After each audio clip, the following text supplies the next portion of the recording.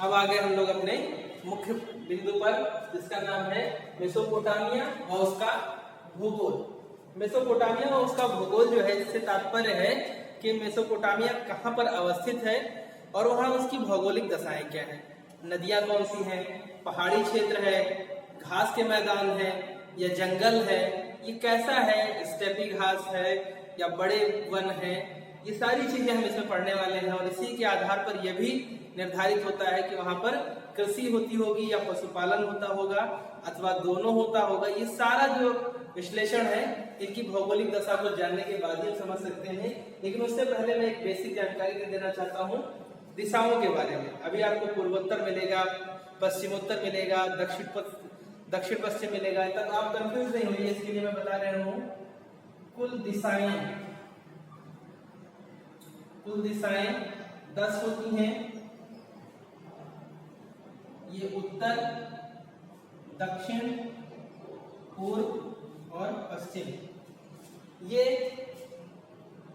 उत्तर पूर्व, ये पूर्व दक्षिण, ये दक्षिण पश्चिम, ये पश्चिम उत्तर। ठीक, ये कंफर्म हो गया। 10 दिशाएं हो गई और एक दिशा ऊपर और एक दिशा नीचे, यानी एक ऊपर की तरफ, एक नीचे की तरफ, दो, और फिर एक सामने, एक पीछे की तरफ, और ऐसे दाएं बाएं, फिर इस कॉर्नर पे, इस कॉर्नर पे, इस कॉर्नर पे, और इधर, ऐसे हो जाती है। तो कुल दिशाएं हैं 10। अब हम लोग शुरू कर देते हैं अपना मेन कार्य, मुख्य कार्य है हमारा, उसको शुरू कर देते हैं। तो मेसोपोटामिया में जो देश है, जिस देश में ये बसा हुआ है, वो देश है इराक। इराक नाम सुना ही, कल भी मैंने बताया था, इससे पहले वाले वीडियो में मैं बता चुका हूं। इराक जो है भौगोलिक विविधता वाला देश है, भौगोलिक विविधता वाला देश है इराक।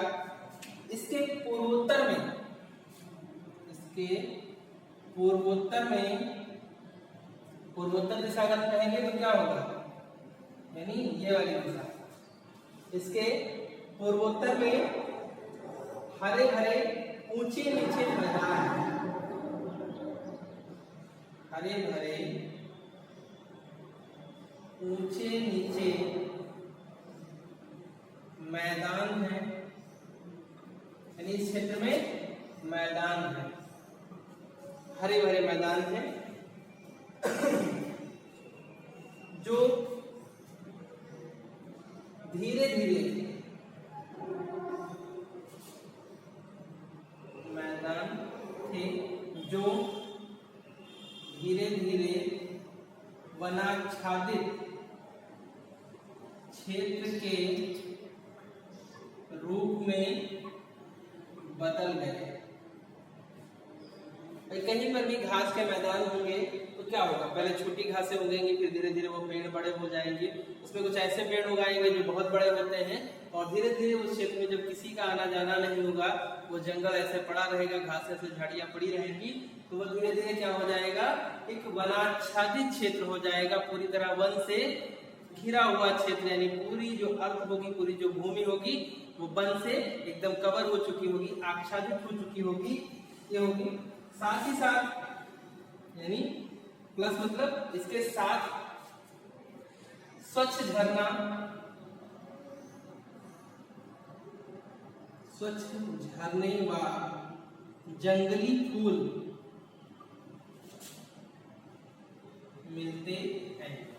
सोचिए, एक सीन क्रिएट कीजिए दिमाग में, एक जगह पे आप खड़े हैं, वो जगह इराक की है और इराक का पूर्वोत्तर क्षेत्र है, यानी यहाँ पर आप खड़े हुए हैं, आपके सामने कुछ ऊंचे कुछ नीचे घास के मैदान है, हरियाली चारों तरफ फैली हुई है, कितना अच्छा लग रहा होगा। उसी में कुछ ऊंचे स्थानों के पास से झरना बह रहा है, पानी की आवाज, कलकल की आवाज आपको सुनाई दे रही है, साथ ही साथ उस झरने का दृश्य एकदम से सफेद चांदनी की तरह नजर आ रहा है। कैसा लग रहा होगा, एक इमेजिन कीजिए। और फिर उसी के साथ ही साथ कुछ जंगली पुष्प लगे हैं, जंगली फूल लगे हैं, जिन्हें आप पहाड़ मैदानी क्षेत्रों में या जहाँ निवास करते हैं वहां कभी नहीं देखते। वो एकदम से अजूबे की तरह है आपके लिए, वैसे पुष्प को आपने कभी नहीं देखा।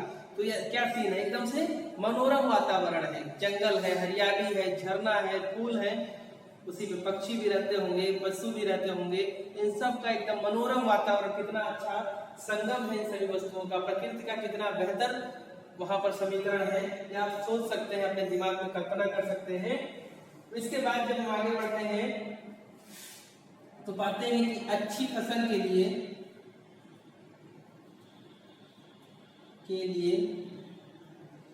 यहाँ पर ये जो क्षेत्र है पूर्वोत्तर का, यहाँ पर अच्छी फसल के लिए वर्षा भी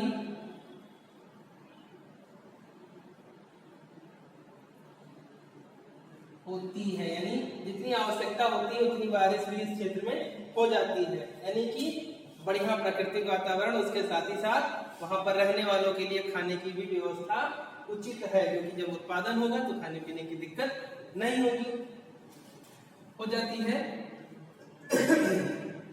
लेकिन अगर देखा जाए झरना, जंगली फूल, वनाच्छादित क्षेत्र ये और घास के ऊंचे नीचे मैदान, तो ऐसे में कृषि से ज्यादा बेहतर है कि पशुपालन किया जाए।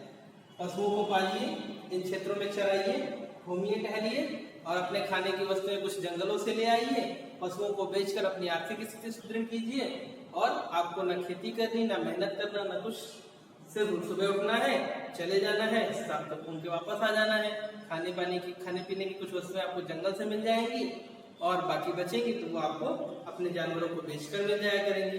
तो ऐसे में इस वातावरण में कृषि से ज्यादा उपयुक्त पशुपालन था।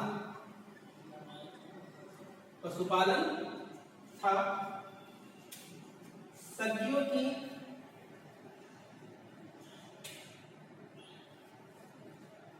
अब इसके बाद हम लोग थोड़ा सा आगे बढ़ रहे हैं, यहाँ इसको साफ करना है।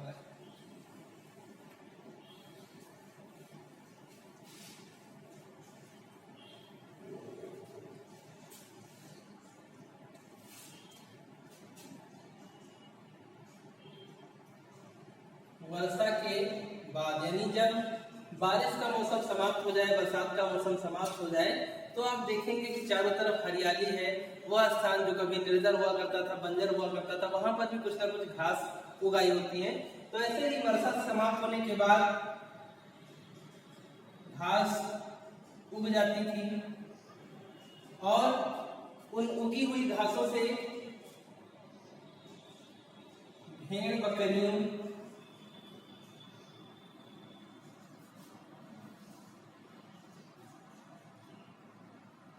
का भरण पोषण होता था।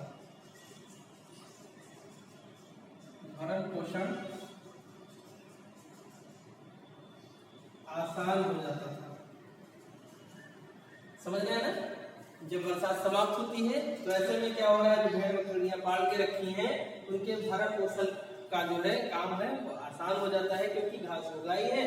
अब तो सिर्फ ज्यादा दूरी पर नहीं जाना, सिर्फ घर के नजदीक ही जहाँ आप निवास करते हैं उसी के आसपास ही इन बकरियों को, भेड़ों को खाने पीने की वस्तुएं मिल जा रही हैं। यानी आपका परिश्रम जो है वो कम हो जा रहा है और जो आपका लाभ है वो अधिक होता जा रहा है।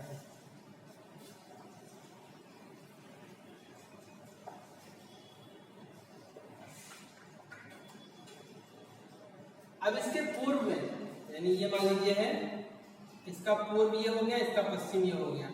इराक के पूर्व में दजला की सहायक नदियां,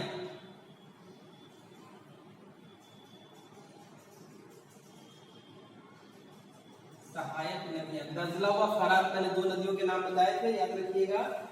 ये बहुत ही महत्वपूर्ण नदियां हैं इराक की कृषि व्यवस्था को आगे बढ़ाने के लिए और वहां की ग्रामीण सभ्यता से निकलकर लोगों को शहरी सभ्यता की तरफ ले जाने में बहुत ही मददगार साबित हुई है।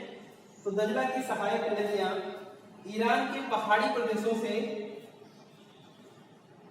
दजला की सहायक नदियां ईरान के पहाड़ी प्रदेशों में में जाने में सहायक है। तो नदियां हैं पहाड़ों से आई हुई हैं और उन्हीं पहाड़ी नदियों के माध्यम से आप वापस पहाड़ों की तरफ नाव से जा सकते हैं तथा ये परिवहन का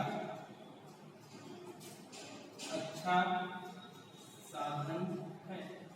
नदियां हम देखते हैं, देखिए परिवहन क्या होता है, आप स्थल से जाते हैं, वायु से जाते हैं और जल से जाते हैं, ये तीन मार्ग आपके होते हैं। तो यहाँ पर हम क्या देख रहे हैं, जल परिवहन।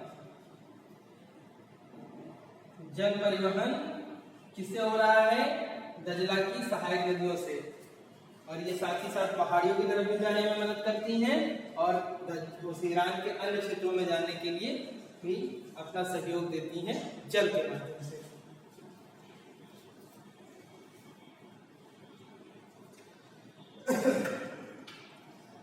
ये तो हो गया उत्तर का भाग, और उत्तर का अधिकांश भाग जो है वो पहाड़ी क्षेत्र है। ये हमने देखा पूर्वोत्तर, ये पूर्वोत्तर था ये, और ये पूरा पहाड़ी क्षेत्र है। यहाँ पर भी पहाड़ियां हैं, ये ऐसे पहाड़ी क्षेत्र है। लेकिन इसका जो दक्षिण का क्षेत्र है, जो दक्षिणी भाग है ईरान का, दक्षिण का क्षेत्र वह रेगिस्तान है। उत्तर का भाग पहाड़ी है, मनोरम है, सुंदर वातावरण है, लेकिन दक्षिण का भाग जो है वह रेगिस्तान है। और यही वह स्थान है, जो रेगिस्तान है यही वह स्थान है,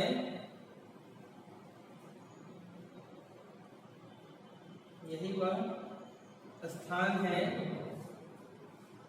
जहां पहले नगरों और लेखन प्रणाली का, नगरों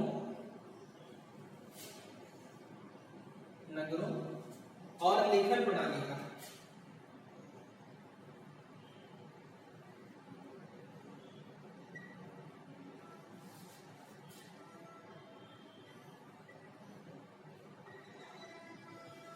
ठीक।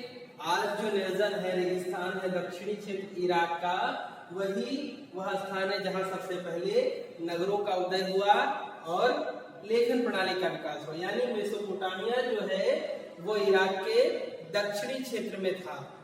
मेसोपोटामिया जो है वो इराक के दक्षिणी क्षेत्र में था, क्योंकि हमें सभ्यता और लेखन कला जो मिलती है वो मेसोपोटामिया से मिलती है।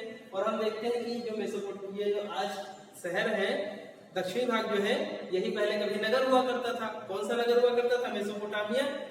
यानी कि मेसोपोटामिया और बेबीलोनिया, ये जो शहर थे, आज रेगिस्तान के रूप में परिवर्तित हो चुके हैं। यही सबसे पहले विश्व में लेखन कला और शहरी जीवन लाने वाले क्षेत्र में है।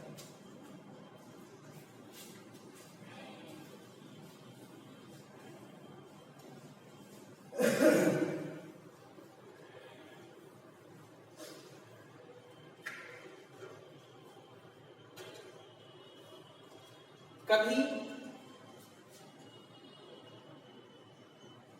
इन रेगिस्तानों में शहरों का भरण पोषण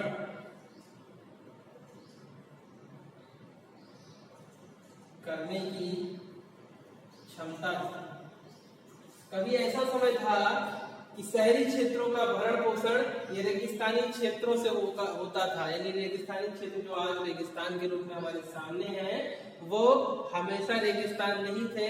भौगोलिक परिवर्तनों के कारण, पारिस्थितिकी तंत्र में परिवर्तन के कारण ये आज रेगिस्तान के रूप में हमारे सामने उपस्थित है। लेकिन कभी इनके अंदर इतनी क्षमता थी, उर्वरता थी कि ये शहरों का भरण पोषण करने की क्षमता रखते थे। क्योंकि ये क्यों थे? क्योंकि दजला व फरात पहाड़ों से निकलकर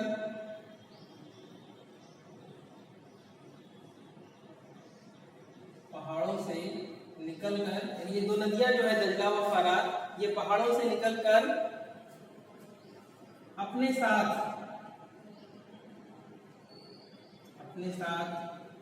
उपजाऊ मिट्टी लाती थी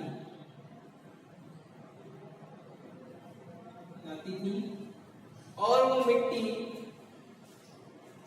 वह मिट्टी दक्षिण के क्षेत्र में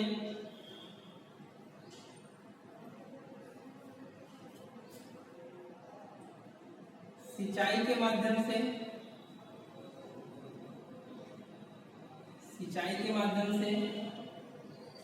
और पहला तो सिंचाई और दूसरा बाढ़ आ जाने के कारण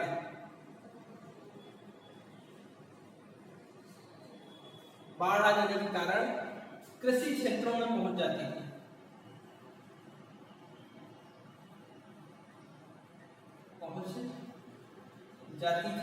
और इस प्रकार ये जो कृषि क्षेत्र था वो उपजाऊ हो जाता था। ठीक, इतना समझ में आ रहा है। ये जो नदियां हैं तो नदियां हमेशा एक जैसी तो होती नहीं है, कभी कभी इसमें उफान भी आ जाता है, बाढ़ भी आ जाती है। तो ये नदियां जब पहाड़ों से निकलती थी तो अपने आप को कई धाराओं में बांट लेती थी, ऐसे करके कई धाराओं में बढ़ जाती थी और इन कई धाराओं में बढ़ने के बाद इसके आसपास लोग कृषि करना आरंभ कर देते थे धाराओं के पास, क्योंकि यहाँ पर इनको सिंचाई के लिए जल मिल जाता था। जब कृषि करेंगे तो निवास भी नहीं करेंगे, रहना भी शुरू कर देते थे और जब रहते थे तो ये पानी इनका जब कभी ज्यादा हो गया नदी की धाराओं से तो इनके आसपास के क्षेत्रों में फैल जाता था और इस क्षेत्र में फैलने के बाद पानी तो वापस लौट जाता था या यहीं पे सूख जाता था, लेकिन अब इनके साथ लाई गई वो उपजाऊ मिट्टी इसी क्षेत्र में रह जाती थी, जिससे यह उत्पादन वृद्धि हो जाती थी, यहाँ पर उत्पादन बेहतर हो जाता था।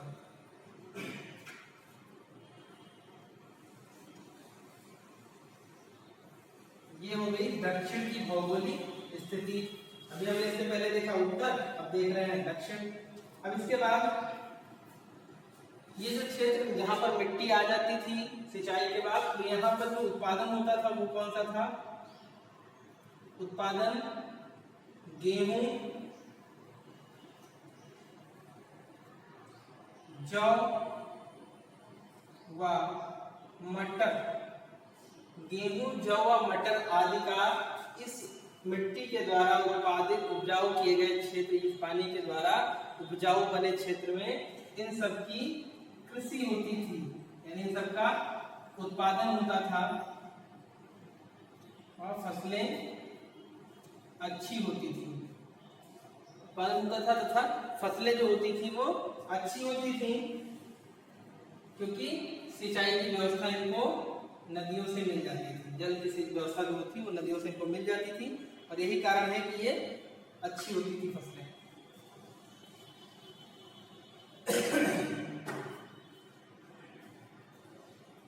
इन फसलों के उत्पादन के अलावा भी कुछ कार्य होता था।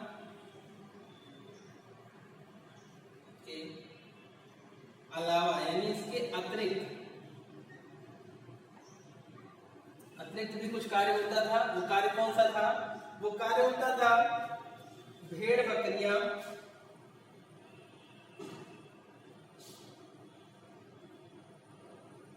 पालना। लोग भेड़ बकरियों को पालते थे तथा उन्हें पहाड़ की ढलानों पे चराते थे।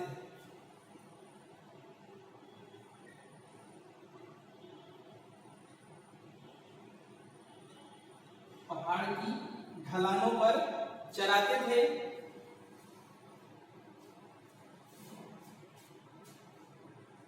इनसे भारी मात्रा में दूध, मांस व ऊन मिलता था। ठीक, पहाड़ी की जो ढलान वाला क्षेत्र है उस पर ये निवास करते हैं, वहीं पर ये बकरियां और भेड़ पालते हैं, वहीं पर ये इनको चराते हैं और इसके बाद इनको इनसे दूध, मांस व ऊन, ये तीन चीजें प्राप्त होती हैं। इसके साथ ही साथ जो नदी क्षेत्र था वहां पर मछलियां बहुत होती थी, मछलियां बहुत अधिक होती थी। गर्मी के मौसम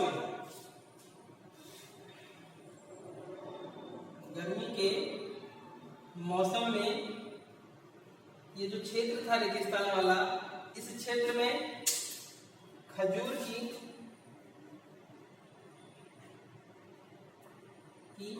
अच्छी फसल होती थी। खजूर की अच्छी फसलें गर्मी के मौसम में होती थी।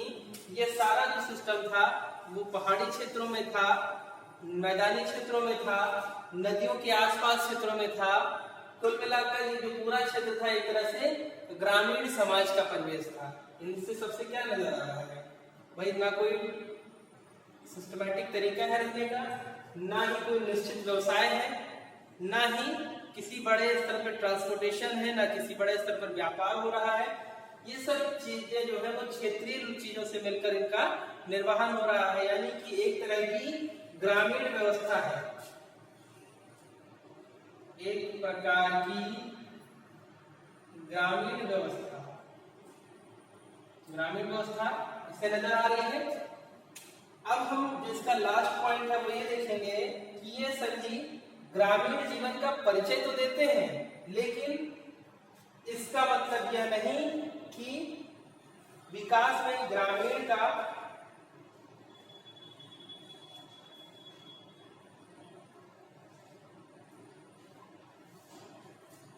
इन सभी बातों से, इन सभी क्रियाकलापों से, इनके रहन सहन, खान पान और व्यवसाय, कृषि, जो भी क्षेत्र है, जो भी कार्य है, इनसे सबसे ऐसा प्रतीत होता है कि ये पूरा समुदाय जो था ग्रामीण था। लेकिन इसका यह मतलब लगता ही नहीं कि शहरों के निर्वहन में, शहरों को चलाने में सबसे ज्यादा भूमिका गांव की ही होती थी, क्योंकि उनका एक अपना अलग डायमीटर होता है, उनका एक अलग अपना सिस्टम और सेटअप होता है। यहाँ से वस्तुएं तो जा सकती है शहरों को, लेकिन ये शहर पर निर्भर है और शहर इन पर निर्भर है। न ये उनके बिना अस्तित्व रख सकते हैं, न इनके बिना वो। ये तालमेल तो है, लेकिन इसका मतलब ये कतई नहीं है कि शहरों को चलाने का काम सिर्फ गांव कर सकते हैं। ये यहाँ पर नहीं था। सिंपल सा एक लाइन में कह दिया गया है बाद में कि आप पूरी समीकरण को समझें, और समीकरण को समझने के बाद कहीं ऐसी तरह कंफ्यूज ना हो जाए कि जो शहर थे उनमें सिर्फ लोग रहते थे, खाते पीते थे और गांव से वस्तुएं आती थी। ऐसा नहीं था। शहर का जो था वो अपना अलग तरीका था, उनके उत्पादन का, उनके व्यापार का, उनके रहन सहन का, उनका एक अलग सिस्टम था। वो सब हम आने वाले जो है अपने टॉपिक में पढ़ेंगे। लेकिन इससे हमने प्राप्त कर लिया ये परिचय की जो सभ्यता थी वो ग्रामीण व्यवस्था की परिचायक थी। ठीक है बच्चों, तो थैंक यू। इसके आगे हम लोग नेक्स्ट वीडियो में शहरीकरण का महत्व पढ़ेंगे, और शहरीकरण जो है, अर्बनाइजेशन जो है, उसका क्या इंपॉर्टेंस है, इसको हम लोग नेक्स्ट वीडियो में पढ़ने वाले हैं। Thank you.